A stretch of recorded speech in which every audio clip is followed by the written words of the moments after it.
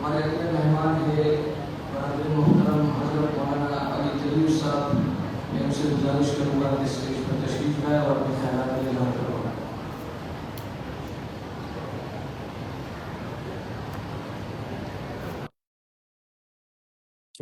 Thank you.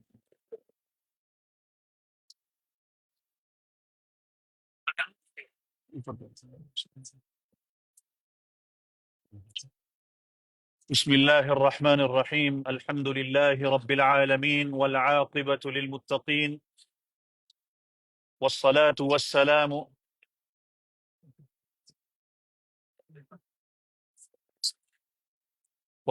والسلام على نبي الرحمة والهدى محمد الأمين وعلى آله وأصحابه أجمعين ومن تبعهم بإحسان إلى يوم الدين أما بعد فأعوذ بالله من الشيطان الرجيم النبي أولى بالمؤمنين من أنفسهم قال النبي صلى الله عليه وسلم المرء مع من أحبه. All praises belong to Allah subhanahu wa ta'ala, the master and the creator of all the universe. Peace and salutations be upon Nabi Muhammad sallallahu alayhi wasallam, his family, his household, and all of his companions. Honorable ulama kiram, respected brothers, assalamu alaikum wa rahmatullahi wa barakatuh. If you were to look in the world today, each one of you sitting here, including me, we all have a beloved. Each one of you has someone you love them the most in this world. If you were to ask the experts and the people of knowledge that how do you define that love? What is the definition of a beloved? Some experts and some people of knowledge, they will say that someone who has a beloved, he will always love his or her statement over everybody else's statement. He will give preference to his or her statement. You ask somebody else, what does beloved mean to you and what is the definition of a beloved? He will say that my beloved is such until I do not see my beloved, I cannot get peace in my heart. My heart cannot be content. Somebody else, you ask, what does beloved mean to you? They will say, my beloved is always on my mind. I will never ever forget my beloved. If you were to ask the experts of deen of Rasulullah sallallahu alaihi wasallam that what is a beloved, they will tell you that there is one love which is far much greater than this love, which dominates all the love, and that love is of Rasulullah sallallahu alaihi wasallam. Mufti Zaman Sahab was mentioning in the beginning, Rasulullah sallallahu alaihi wasallam says, لا يؤمن أحدكم حتى أكون أحب إليه من والده وولده والناس أجمعين.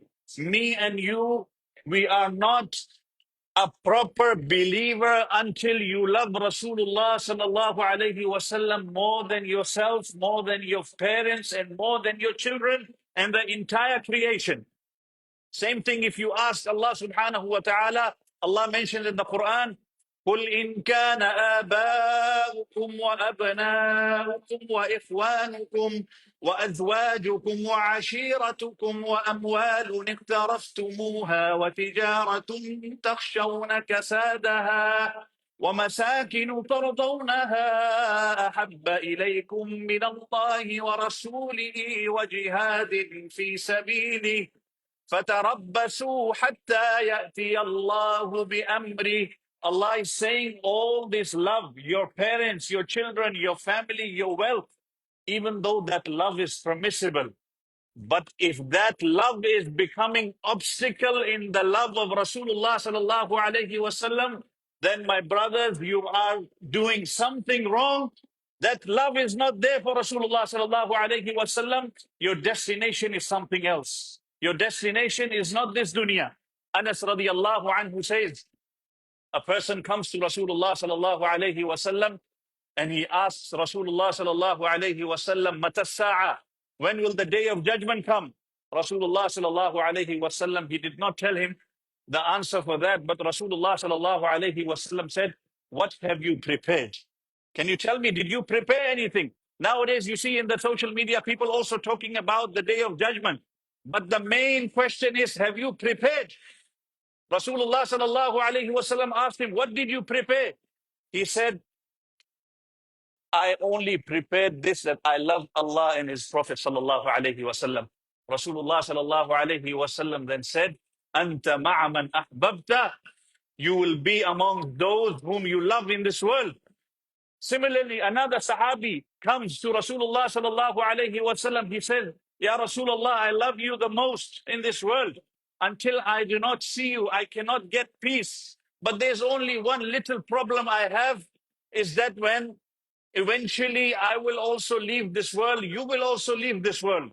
But the thing is, when the day of judgment comes, I will not be in that same status, the status you will have, Ya Rasulullah.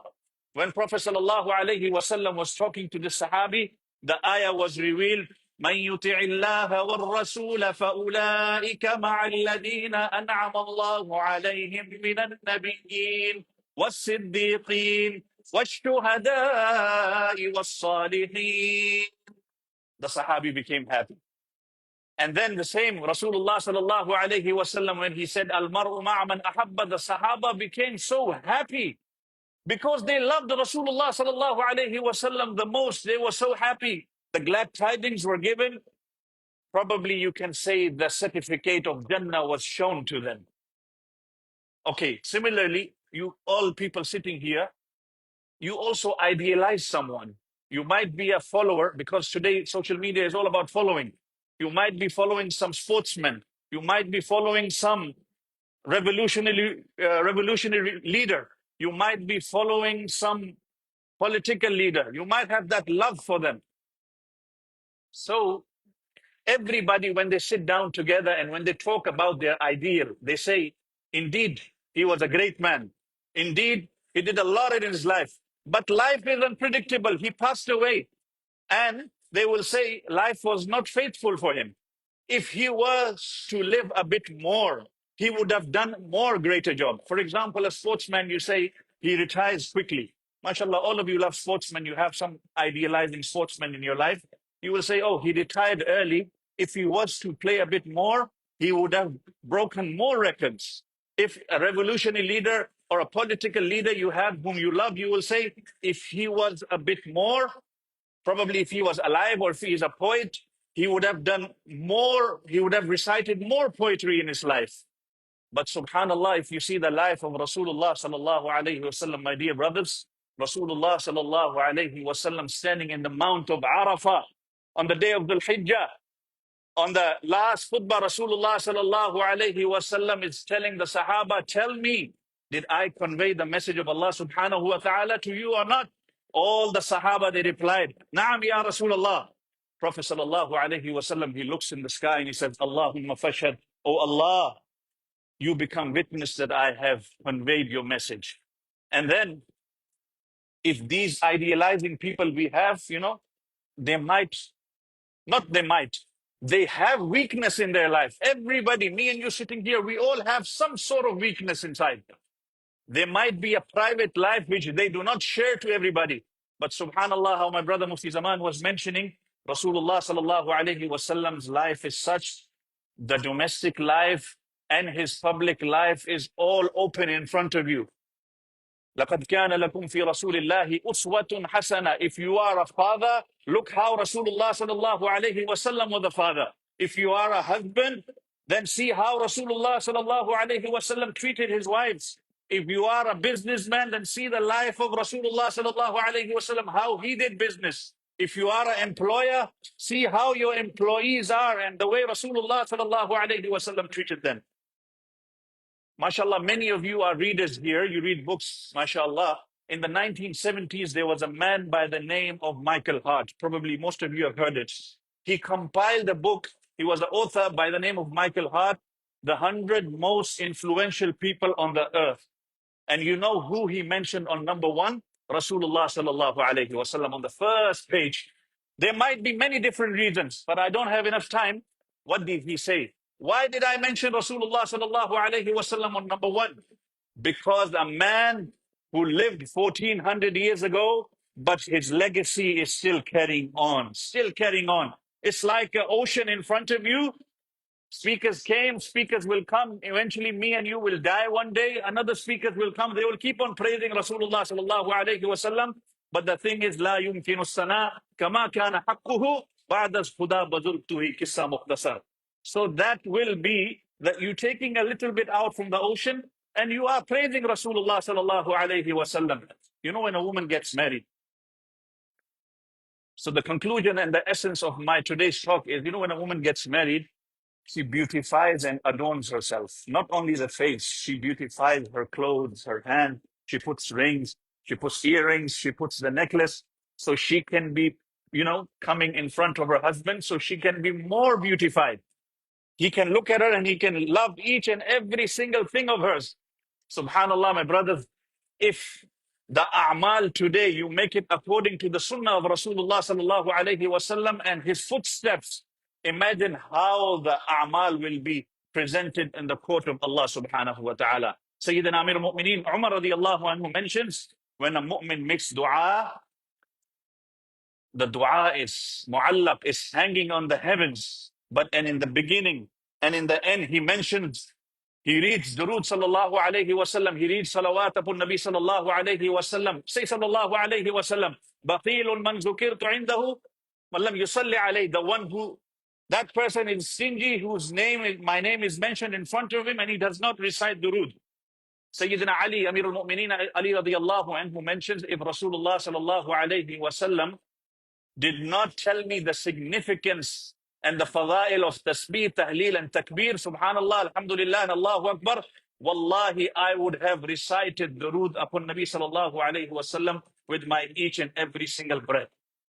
So as I said, people will come, people will talk about Rasulullah sallallahu alayhi wasallam, they will praise Rasulullah sallallahu alayhi wasallam. Me and you will pass away one day. The ta'rif of Rasulullah sallallahu alayhi wasallam will carry on till the day of judgment, and even after that. You know, some people, they mention, you know, it is the tawfiq of Allah subhanahu wa ta'ala, what praise of Rasulullah sallallahu alayhi wasallam me and you can do. Some ulama, they mentioned before talking about Rasulullah sallallahu alayhi wasallam, one must clean his mouth with rose water. It is because of Rasulullah sallallahu alayhi wasallam that today you are giving me respect and you are giving respect to these ulama. Like Hassan Sabit radiyallahu anhu says, Ma in madahtu Muhammadan bimaqalati, walakin madahtu maqalati bi Muhammadin sallallahu alayhi wasallam. My poems regarding Rasulullah sallallahu alayhi wasallam did not praise Rasulullah sallallahu alayhi wasallam, but it is because of Rasulullah sallallahu alayhi wasallam my poems became worthy of reciting in front of you. Me and you, I make dua to Allah subhanahu wa ta'ala. Allah gave us the tawfiq to act upon the sunnah of Rasulullah sallallahu alayhi wasallam. Make a pact now, inshallah. Many bayans will come. People will keep on doing bayans. You can listen to many good bayans on the internet also. But make this wa'da and, you know, have this pact inside that today, from now on, I will change each and every single way of mine and I will follow Rasulullah sallallahu alayhi wa sallam's life. Wa akhiru da'wana anil hamdulillahi rabbil alameen.